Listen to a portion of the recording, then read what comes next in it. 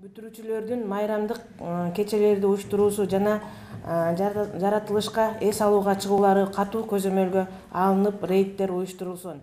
Бул ирет Кара-Бура райондагы орто мектептердин директорлору, социалдык кызматкерлери жана бүтүрүүчүлөр катышкан жыйын өткөрүлдү. Мында 9-11 класстын бүтүрүүчүлөрүнө карата маалыматтык түшүндүрүү иш-чаралары уюштурулган. Тойканалар, эс алуучу жайлар, парктар, тоолор жана коктулар, биздин могу ущельялар, экскурсия чыгам дегендердин баарын аныктоо максатында, бөгөт коюу максатында бүгүндөн баштап рейдтик иш-чаралар уюштуруп башталды. Бул иш-чара июнь айынын аягына чейин болот. Билим берүү министрлиги тарабынан райондук администрациянын буйругу, биздин областтык ички башкарманын чыгарылып аткан буйруктардын баардыгы ушу бүтүрүүчүлөр, сиздердин коопсуздугуңуздар үчүн. Акыркы коңгуроо салтанаты быйыл мектептерде 2 саатка созулган программанын алкагында өткөрүлөт. Майрамдык линейка концерттик программа менен коштолуп күндүз уюштурулат.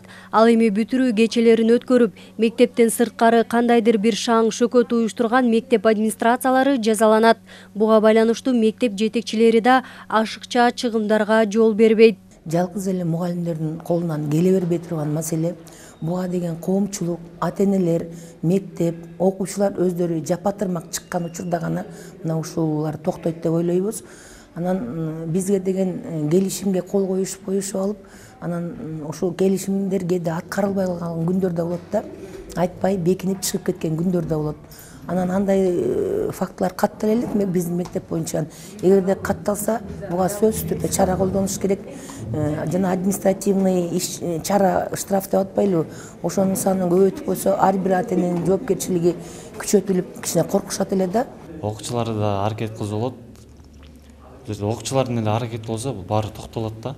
Кортежден да бул көп кырсыктар болот да азырчы. Биз ушу неме тартипке карайбыз эми. Биздин мектеп, башкаларды билбейм.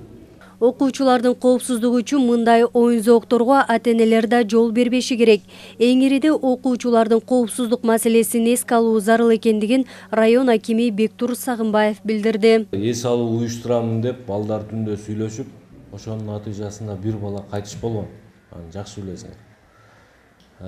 Ошондой эле жанагы кортеж уюштуруп, мына Алабука районунда болгон. Жакшы билесиңер, азыр мына YouTube'дан көргөндөр да бар болуш керек, баягы Кошбол мектебинде 9 бала бир машинанын ичинде болуп, анын 4-өө кайтыш болгон. Эми баягы ата-эне, мугалим, жетекчилик Кудай бетин ары кылсын, биз жоопкерчиликтен качпайбыз, кырсыктан мына чоңойгон, турмушка учуп аткан балдардын өмүрүнөн коркобуз бизче. Жыйындын жүрүшүндө бүтүрүүчү класстар мамлекеттик экзамен берүү боюнча маалыматтар уктурулду.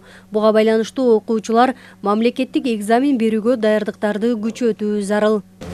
Чоңдордун, билгендердин айткан акылын, сөзүн кабыл алсаңар, эч качан жаман болбойсуңар. Быйыл акыркы коңгуроо салтанаты 25 майда эмес 9 июнда белгиленет.